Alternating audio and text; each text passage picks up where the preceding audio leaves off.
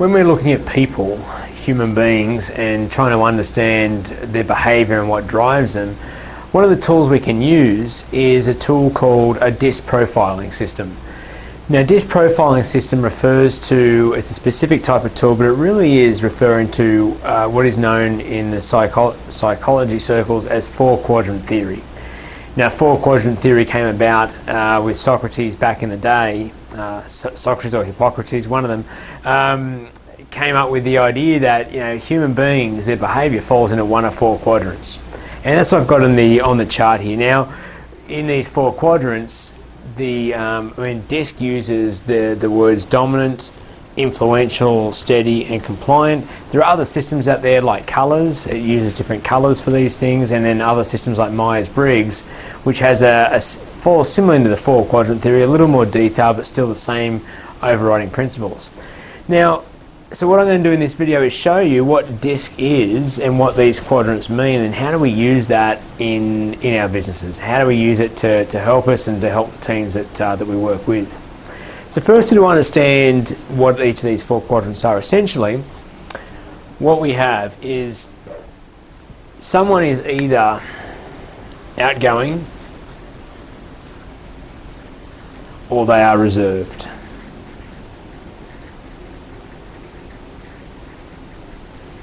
And they are also either more task oriented or more people oriented. Now, it's important, I think, to outline here that we're saying that someone is either or. Well, that's not quite true. I mean, someone can be a mix of both. So this is very much a generalization and a tool to show us, in theory, how human behavior is and how someone might fall on this graph. So, for instance, if someone's extremely outgoing, they're going to be right up at the top end here. If someone is more reserved, they're going to be right at the bottom. But if they're in between, they're in between. So you can fall anywhere on this spectrum. The same with the task and the people side of things. But what DiSC is saying is that if someone's outgoing and task-oriented, they're a dominant sort of individual. They're interested in results, bottom line results, and they're usually a pretty fast-paced person. They will make decisions very quickly. They're not going to want a whole lot of details around things. It's all about, give me the bottom line. What's the bottom line? They're going to be very direct individuals and speak very openly and candidly. Now, again, with these descriptors I'm giving you, they're all generalizations. If someone was a really what we call a high D, meaning they're right up here in the quadrant, the descriptors I just mentioned are going to be more pronounced. They're going to be very obvious. Versus if someone is still a D but maybe closer to the middle, those characteristics are not going to be as extreme. Now, the I for influential is again the outgoing personality, but more people oriented. These are your connectors, your natural salespeople, the life of the party, someone that really enjoys being in social environments and is comfortable being the centre of attention. That would be a generalised way of looking at the influential side of things.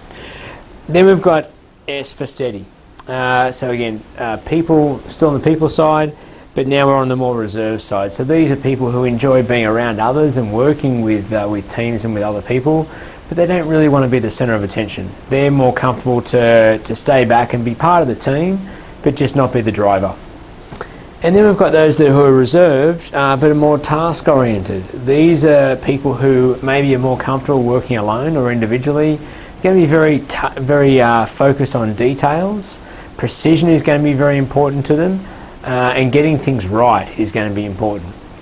Now, with each of these styles, and have a think about where you are on here. That's a good way of sort of cementing this information. Think about where you are and also where those who you know or those you work with, where would you put those people on the graph?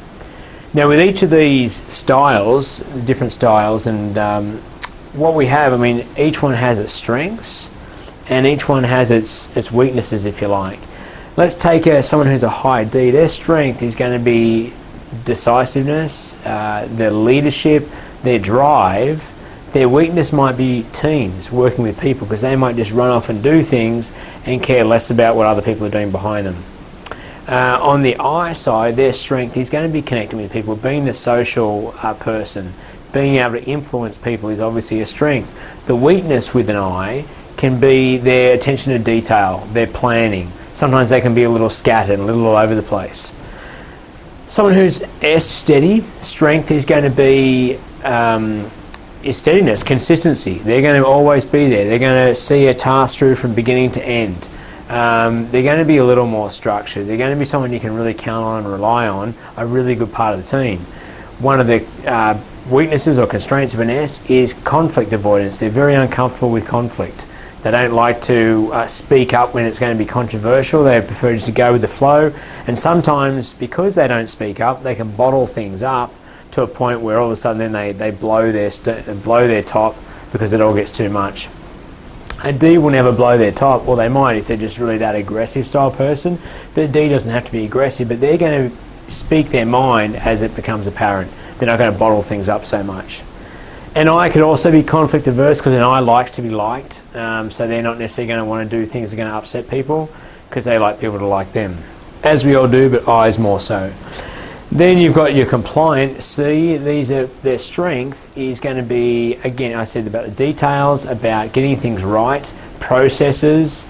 If you want a critiquing eye to look over something, you can get a C to come and look at it because they're going to have a very critiquing eye. Their weakness can be paralysis from analysis, like they think too much about it, I want to get it too right, and that prevents them from moving forward. And also speed at which they work. They might be slower because they want it all to be right moving forward. You can see with all of these strengths and weaknesses, there's no one quadrant here that's the right quadrant to be in. In fact, a great team is made up of all of these types of people. It's just recognising where the strengths are and where the weaknesses are. And this is an important point because when it comes to working as a team, sometimes conflict or resentment or lack of communication can happen because one person's strength is another person's weakness, and if we don't understand that inherent style of people, we can become very frustrated with other people's behaviour. We see this quite often when we have I's and C's on the same team. The I's want to talk and carry on and have fun, and the C's want to get down to it and get the details right. And if an I was in charge of a project, they would be less concerned about the details, which would drive a C nuts. These two can have conflict, the D and the C, because the D is so driven about results, come on, let's just get it done, and the C is sort of putting the brakes on saying, hang on, let's get the details right. Well, that can be it can be a natural state of conflict, bringing those two people together. So, how do we use this? Well, a couple of ways. With your existing team, we can use this for conflict management, helping each other to understand behavioural styles. We can use it for role selection, making sure we've got the right people in the right roles. If you've got a task that is, say, an admin function, requires a lot of accuracy, well, if you hire someone who's a really high I, you're probably setting them up for failure. Not to say they couldn't do it, but they're going to have to work really hard to make sure they can get it done the right way, versus someone who is more of a C-type nature. They're going to excel in the role naturally. They're not going to have to work they're going to work hard to make it happen. So role selection, conflict avoidance, we can also use it when selecting teams to make sure we've got a good balance. Some of everything to round out the team. And it's important if we do that we have education around this for the team to make sure there's no conflict or frustration that comes up. With teams or selecting new members for the team, very critical in your hiring process. When you're writing your ad or you're selecting the sort of person you want to have an understanding of what you want this profile to be. Do you want them to be sort of up here? If you're getting someone for sales, you might want them up around this quadrant here. Not to say someone down here couldn't do sales, but up here might be, again, less effort or more naturally inclined to cold calling or start talking with people who they don't know. So selecting people, and there's ways you can test this throughout the hiring process. You can do sort of a shortened cheats version, which gives you a rough idea of where someone is, and then you can do a more sophisticated online version, which is still pretty cost effective, but it gives you a much more detailed report. Sample report here. This report shows us value to the organisation, where their strengths are going to be, how you communicate with the person, things not to do when communicating with the person, and right through to the end where it gives you a graphical representation of where they are in each of the different areas, D, I, S and C. And the introduction to this tool is usually a paragraph or two that is a description of the person, and on this report we can see here description of the person, and I've found that when people do these, there's about a 95% accuracy. People are quite often freaked out by how accurate this report is. If you're hiring, I would highly recommend using this. If you've got a team of 50 people, then I probably, you might do this, but it might get a little bit expensive, but still can be very worthwhile. The other tool that's available to you regarding this, you can download from the tools section of my website under the client area tools. And it's a 3-page document. The first page is a bit of a guide on how to read people, how to work out where they fit on this chart. Takes you through step by step. The second page of that document is a little bit of a summary of the different style descriptors, and this can be a good one to use when writing ads for hiring people. You look at the sort of person you want up in the style descriptor here, and you can pick a couple of the words that resonate or describe the person you're looking for. Use those words in your ad, and you've got a better chance of hiring the sort of DiSC profile you're looking for.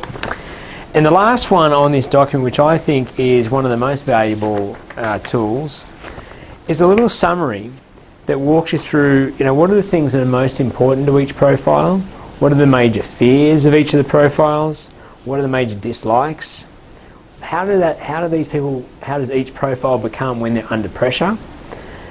As a buyer, what do they respond to? So what are their buying triggers? And then lastly, what's their decision style? And you can see for each of the D, I, S and C where they fall under those areas. And it's interesting because you look at it and you can see that major goal for a D is results and control. And then major fear, say for a C, is criticism of performance. So imagine a high D that is looking for results, get it done, and if they're communicating in a way that is natural for them, which we all do, we all communicate in our own style. If they're communicating with a C, that C is for sure going to take it as, hey, you're critiquing my performance, and they're going to shut down.